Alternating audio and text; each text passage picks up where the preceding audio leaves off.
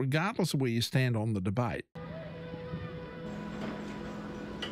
You might wonder how blind people deal with everyday challenges. Well, normally the answer is simple. We're not that different from you. We play music. We go to school. Go to work. You get the picture. But sometimes the simplest things can be difficult, and we need a pair of eyes. Connect to. That's where you come in. Establishing video connection. Through your smartphone, Be My Eyes connects the blind with sighted people through a live video connection.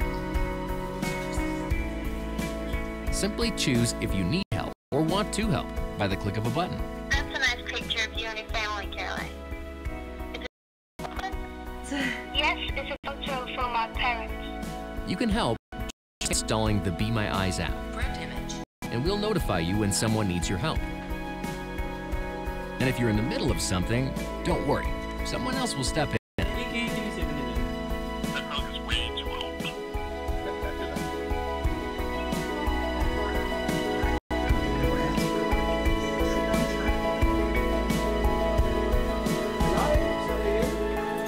So, would you care to be my eyes?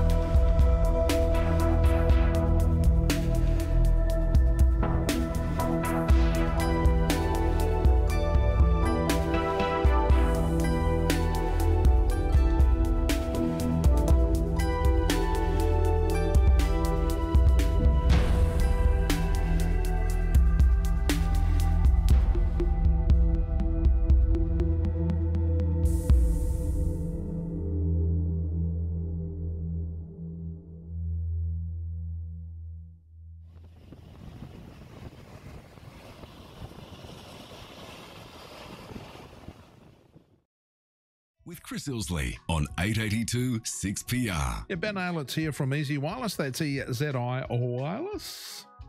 And by the way, his website, benaylett.com. We say 1L, 2 T's in Aylett. That's right. And he's got his Hawaiian shirt on. As usual. That's nice to see. Is that a new one or is that just one of the old ones you resurrected? This is one of the old ones I've had. Actually, I think this is one of the first ones I had. That explains. Notice how they change a bit over time? Yeah. This one has more sort of flowers and stuff, whereas the later ones seem to have more palm trees and beach. Yeah. Funny that, isn't it? Yeah.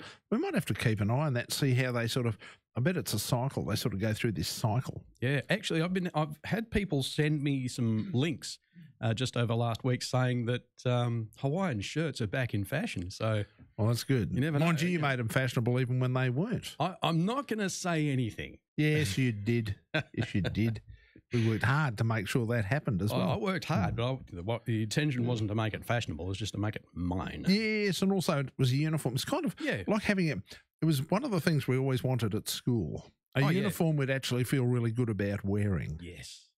And remember this? Did you have that? We had the most dull grey school uniform. Grey trousers or grey pants. Yep. And Blue grey shirt. Or grey shirt. It was only when you got to upper school, we had a white shirt. Yeah. And you know something? We actually look forward to the white shirt because it looked really good when contrasted with everything else that was grey. Yeah, that's right. And I've always came up with grey. Well, it's just easy to maintain. It takes forever for it to fade to grey, I guess. So it's just one of those commercial decisions, I suppose. They looked at it and said, look, we don't want this to sucks. go away too quickly. So, yes, it sucks. So we digress. Now, something by the way, if you'd like to have a chat to Ben, 92211 is the telephone number. But something we're going to talk about, it does relate to security. Absolutely, now, much in the same way that in the motoring world, they argue that the driver is the weakest link. And look, to a certain extent, that's probably a fair comment. Yes. Without question, the weakest link in the computer, the thing that gets scammers and hackers and all sorts of other people access to your machine, is the fact that most people's passwords are, to be blunt, weak. Yep. Very, very weak. And also, in many cases, predictable. Yes. And so, therefore, it's actually, whether we like it or not, a fact that people make it relatively easy for those who would hack in or scam their machines to do so. All right. Well, and I've recognised this for a long time. This is something I see all the time. So when I go in to see people and we start off and I say, okay, great, now where are your passwords? And they say, oh, we use the one password, or we've got a book, or we have it on a Post-it note. There's just some basic things that are done that, okay, I get it makes life easy because passwords can be hard. Yeah, but the thing is remembering them. Yeah. Okay, and that's something we'll cover. So what I've done is I've broken it down into 3 parts. Yep. So if you go over to my website at benaylett.com, I've got 4 cybersecurity posts. One is an introduction to the 3 parts, and it gives you an idea what to look for. So it's actually stuff that I've used for other clients, and this is content that people have paid me for in the past. I am actually giving it to 6PR listeners and their friends and family and co-workers for free. Zip, nada. Zip, nada, nothing, because we really need to work as a community to make sure that we are secure and the people around us are secure, because like workplace safety, cybersecurity is everyone's business. Beautiful. Yep. Good day, Jeff. Greetings. Thanks for the opportunity. I was speaking to our good people at Telstra today, and their website wasn't working again, so I couldn't log into my account. But they were trying to persuade me to load a different browser, and I've stuck with Internet Explorer for its foibles, and be it good or bad. So what's your view on other browsers, please? There is one job that I use Internet Explorer for, and that is to download and install other browsers. That's the one job that Internet Explorer gets from me. There are ways that I install browsers that I recommend everyone else does. Now, I install Chrome and Firefox on basically every computer I get as soon as I get my hands on it. That's job number 1. Firefox used to be good. It's crap now. Used to be really good. So Firefox is better than Chrome when it comes to memory use and speed and all that sort of thing. Chrome is better when it comes to security. They've made a recent development in browser security where Can I speak to the Minister for Technology and say at this point I'm prepared to argue the toss about it being faster. Firefox used to be really good. Now it's absolute dog. It runs like a dog. It doesn't work properly. It's over. No, I say to hell with Firefox. Okay. Well, if it does get slow, what you can do is reinstall it. Now, I'll give you this tip on how to install a browser safely, securely, and quickly with as little fuss as possible. You go to a website called ninite.com. That's NINITE.com. It is a fantastic website where you can download browsers, media players, a whole bunch of extra tools and utilities. you probably need for your computer anyway. It is downloaded as a single file, so you don't have to download multiple files for multiple programs. You just pick the programs you want. It'll give you one little file to download. It'll run that file, and it will install everything you've asked for. And here's the good part. It installs everything you asked for without the toolbars, without the crapware, without you having to click next, I agree, okay. And it does it all in one hit. And it is just fantastic. So you get a nice clean installation. And it doesn't import these third-party pieces of junk that you don't need. It does not, which has become a big problem when it comes to What's that? people using. Is it Ask? Ask.com, the Ask toolbar? Yeah, mate, I have never struck such a bigger pain in the backside in my life. There's some real shockers out there. And using Ninite.com is a great way to avoid getting those nasties, because these guys are doing a great job. If you really like what they do, you can also donate to Ninite.com as well. So there's no conflicts between running Firefox and Chrome as far as from your perspective now? Absolutely not. No, they will play quite happily together. Right. It's antivirus that they tell you causes problem. You've got two different antivirus programs. They start to have a fight. Gets ugly. Yeah. I'm rusted onto one called Bullguard, which has given me good results, so I'm staying with that.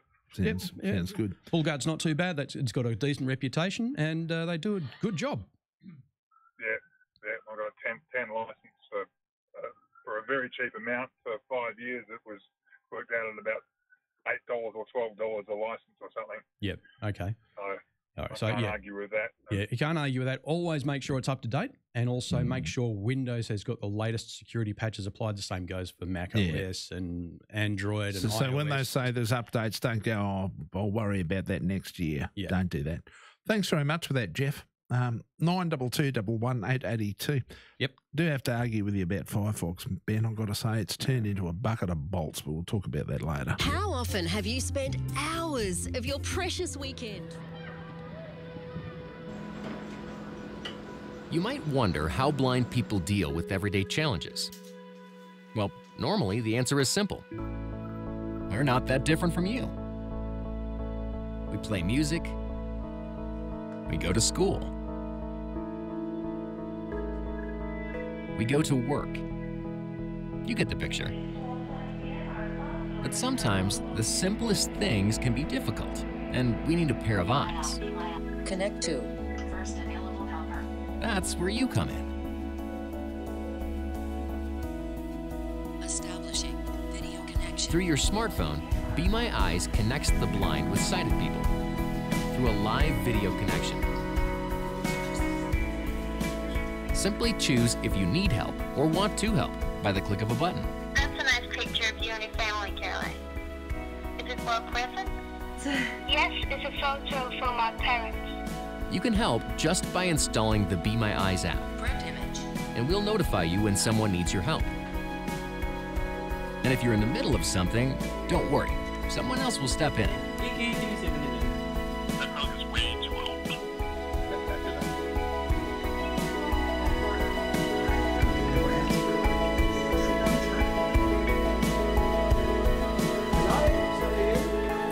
So, would you care to be my eyes?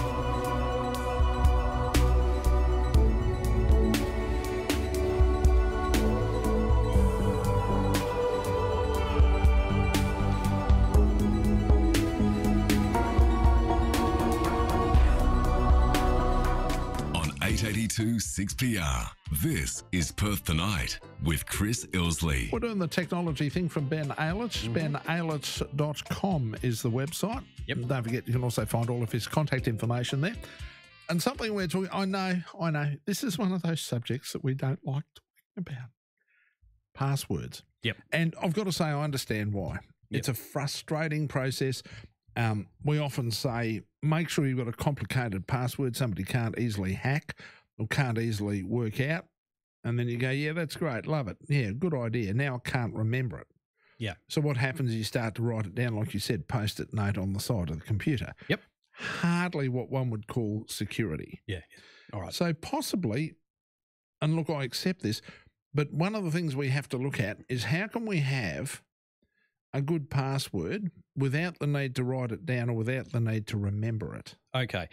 There is, let's have a little history lesson. So passwords is a security technology that was dreamed up in the late 60s. It was to stop one computer scientist from messing with the account of another computer scientist. Fair call. Fair call. And this is all dealing with people who... The modern version of that is mindyourownbusiness.com. Yeah. Yes. Mind your own business, or, it's like a really flimsy lock held together with a skeleton key on a small little lockbox. And that's what... that's the equivalent of password security back in the day, which we've hung on to. So we're still using usernames and passwords, which is like 50-year-old technology to try and protect our digital lives, and the line between our digital lives and our real lives has become so blurred that it doesn't exist. Before we go any further, how much more secure, forgetting everything else we could do, how much more secure would we be if our passwords were indeed difficult passwords to remember? Okay. Nothing else. So we do nothing else other than make our passwords tough to remember. Okay, so here's where we dive into a bit of relatively simple maths and a term called entropy. So if we have a basic password, so I've gone on my website. If you go to my website and look for Cybersecurity 101 passwords, we go in and we have a look at entropy. And if we have a password the size of 4 characters, for example, made up of only numbers, you've got a search space, or your entropy. So this is the number of possible combinations of 11,110. Yep. Okay. So with that possible number of combinations, it'd take a human quite a while to get through that, but it'd take a computer fractions of a second. Okay, so let's see if we can make this password a bit bigger. In that 4-character password, if we were to add lowercase letters, the search space, or the entropy, blows out to 1.7 million combinations. Put in uppercase letters, and it goes to 15 million possible combinations. So just by adding things... And all we're doing here is working with 4 characters. This is just with 4 characters. Yep. Now, we've got our numbers, lowercase and uppercase. It's now 15 million combinations. If we put... What about if we chuck a semicolon in there for good measure? If we put in a special character, like a semicolon or a star or an exclamation mark, that pushes the combinations out to 82 million. So just by adding another character set into our password, we see the complexity of our password, or the difficulty in what we call brute forcing. Yep. So that's going from what happens, 0. What happens if we spin that from 4 to 8 characters? Okay. Because something tells me that we're going to multiply that by the inverse square law if we do that. It just goes off the scale then. So the typical computer allows around about 100 billion guesses per second. Yep. Okay. And that'd tear through a solution in less than 1 second, even though he had 82 million combinations. Now, I understand we've got a call. Yep. So we'll take the call and we'll come back to what happens when we increase the size of the password. Cool. G'day, George. G'day, fellas. How we going? Good, mate. I've got a problem there when I just start mucking around with the laptop. This page comes up, dialogue. I was wondering how I can get rid of that. It just keeps cutting in. All right. A dialogue is usually a question that the computer is asking you. So the computer is asking for some sort of information in order to continue. So what does this dialogue say? Oh, I can't remember just offhand. It wants to know I reset everything up again. Yep. The dialogue, set it all up. And when I go into it to check it over, it comes up, it says everything's okay. So I'm getting two questions there. Okay. The dialogue is a really multi-purpose message coming from the computer. So depending on what's actually on the dialogue, it's going to determine what we should do next. So, George, what I think this might mean is a little bit of homework from you. So next time the dialogue pops up, I'd like you to scribble down what the question is and what the options are. So you have your buttons down the bottom and what can you do on those buttons. So there might be an OK or a cancel or a wait or a retry or abort. So just scribble down what you've got there and give us a call next week. Or if it happens tonight, before I take off around about 9 o'clock, which is soon, give us a call and we'll see if we can solve it. All right, thanks, George. Steve. Yeah, hi, Chris. How you going? Good, mate. Good. Steve, what's up?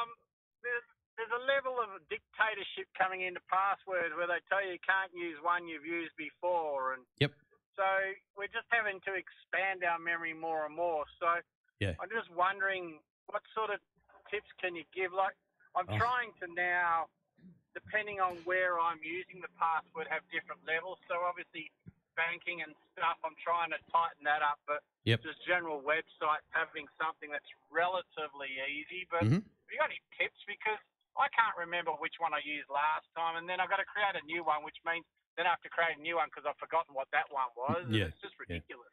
Look, I've got tips. So the managing of passwords, I'm going to try and take it slow so everyone has a chance to digest it. But if you want to charge ahead, just go over to my website, benaylett.com, and I've got Cybersecurity 103 covers managing passwords. Managing passwords is like herding cats. It's difficult if you don't have the right tools. And that's got a link to a couple of free tools that make managing passwords dead simple. I actually use one of them myself, which is LastPass. Okay. All right. So, head on over to my website, have a look at the password or the Cybersecurity 103, and it will give you how to manage those passwords. Okay. Free. No worries. No worries, mate. Good on you, Steve. They're a source of never-ending frustration. Well, yeah, they can be. G'day, Gordon. G'day, Ben and Chris. G'day, Gordon. Mate, I'm not phone savvy, and I've lost the instructions to this phone, and it's an Alcatel. I've been to the Vodafone shop because sometimes it comes up that I haven't cleaned screen for ages or something with a golf club on the thing. So I swiped that, and so I've gone down to Vodafone, and I've written it down and I tried it yesterday, but I don't know. I didn't do it. It's got to delete text messages, go to settings, then delete threads. But where are threads, mate? Like, I don't know. What are threads? Yeah. Okay. Well, where are they on the phone? Like. Okay, so threads can mean a couple of different things. They can be message threads, where you might have someone send you a text message and you reply, and then they reply to that, and then you reply to that reply, and that is a thread of messages. So that's one expression of thread. Another thread is what we call a processor thread. So these are programs running in the background, processing instructions on it's like a string of instructions or a thread of instructions. So sometimes you have a whole bunch of programs running and you don't close them down. You just simply open up another program. So threads are occupied. And so it's...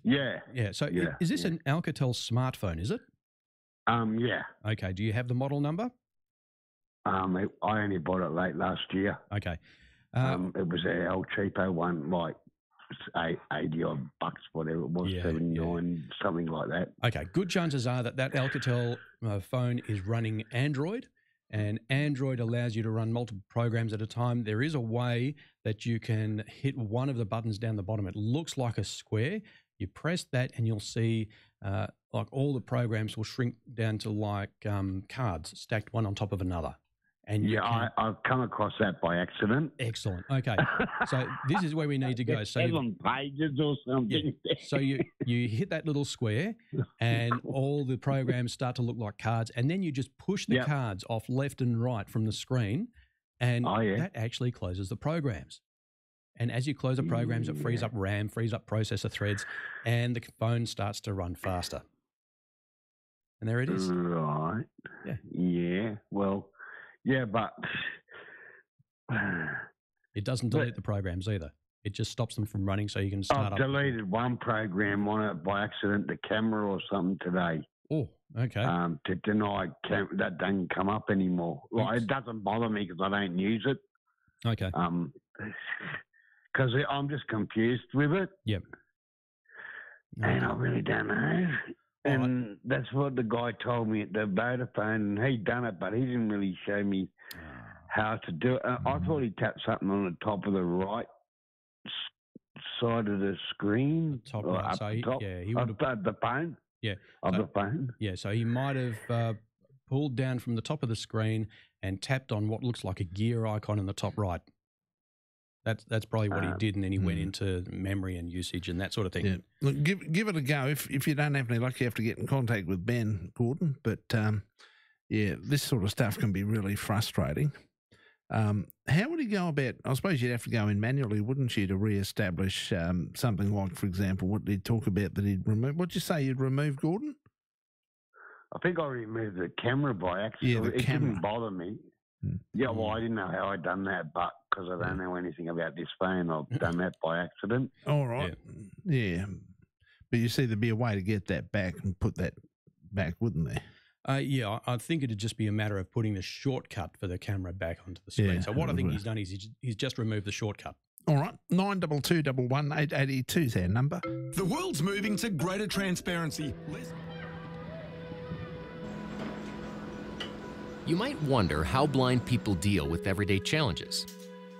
Well, normally the answer is simple. We're not that different from you. We play music. We go to school. We go to work. You get the picture. But sometimes the simplest things can be difficult, and we need a pair of eyes. Connect to. That's where you come in. Establishing video connection. Through your smartphone, Be My Eyes connects the blind with sighted people through a live video connection. Simply choose if you need help or want to help by the click of a button. That's a nice picture of you and your family, Caroline. Is it for a present? Yes, it's a photo from my parents. You can help just by installing the Be My Eyes app. Print image. And we'll notify you when someone needs your help. And if you're in the middle of something, don't worry. Someone else will step in.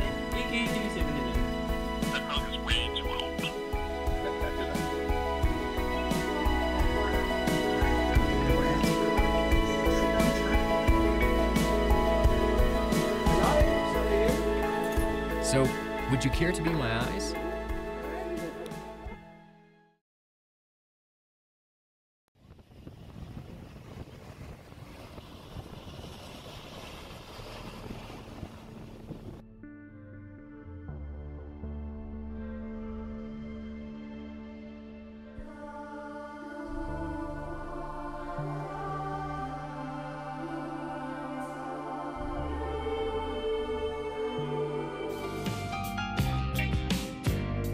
This is Perth Tonight with Chris Ilsley on 882 6PR. Indeed. If you'd like to join us, 92211 is our telephone number.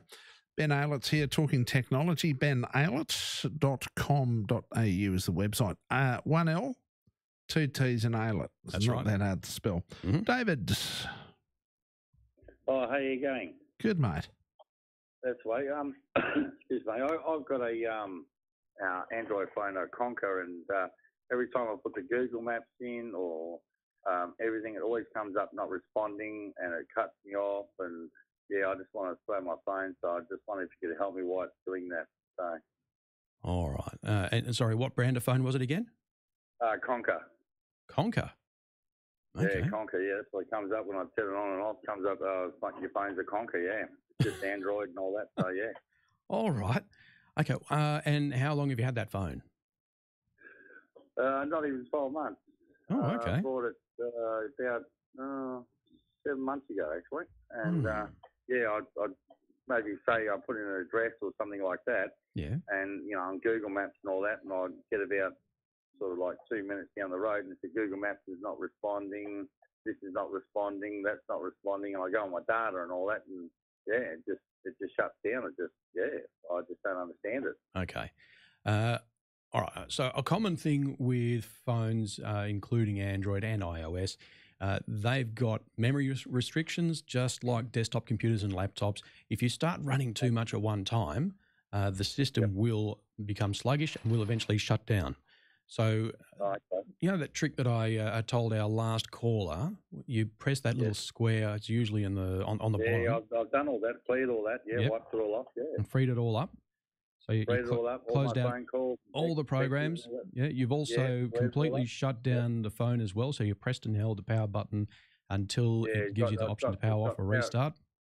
Got power off and reboot. Yep. Okay. And you can reboot as well. That's no problem. And you've done all that, and it doesn't change. No, it doesn't change at all. I just want to, want to throw it. Yeah. I would try uninstalling Google Maps if you can. If you can't, I'd also check for software updates. It is very likely that the problem you're experiencing is due to software updates or lack of software updates. Yeah, well, I've got that on auto update, actually, on the software updates. I've got that on auto update. Yep. Yeah, better on auto update. So make sure that's running. You can also go and manually check for updates as well. Yeah, and also make sure it's updating, because I guess if you're, for example, not running data roaming, that could be an issue with that, couldn't it? Yes. Never thought of that. Because I mean, unless you're actually physically connected, it can't go and update, can it? I completely forgot about that. So it's possible. Yeah, when I put my data on, I'll put the Wi-Fi on, whatever, put the data on and all that, and like I said, Google Maps and all that. Say I'm going from Perth CBD to say Joondalup, whatever. Yeah. I'll get going for about 2 minutes, and then Google Maps isn't responding. I think Chris has hit on it, and I completely missed it. Make sure you've got data roaming on when you leave the home, because Google Maps needs a data connection. Yep. Turn it on, let it update, and then turn it off if you don't want to run data roaming. If you want to run Google Maps, you've got to keep your data roaming on, though. All the time? Yeah. Okay. Otherwise, Google can't update. It can't update the map. No, but I mean, you don't need to update it every day, do you? No, but it's a good idea to check. G'day, John. Yeah. G'day, how you going? Good, mate. John. How you going, Ben? And Chris? Good, mate. What's up?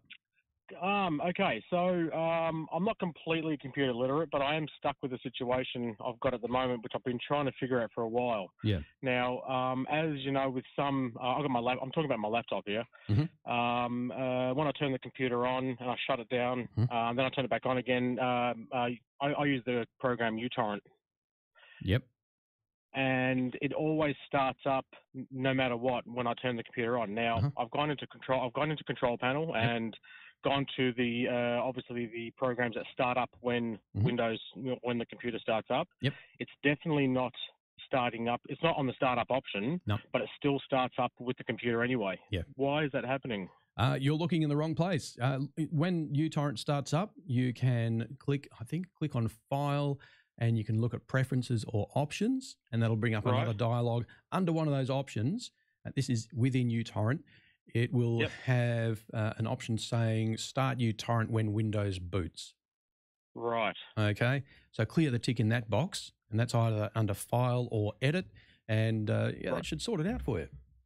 Is that usually in the top right-hand corner of the page? You've got like an options menu sort of thing. Other side, top left. Top left. That's the one. Yeah.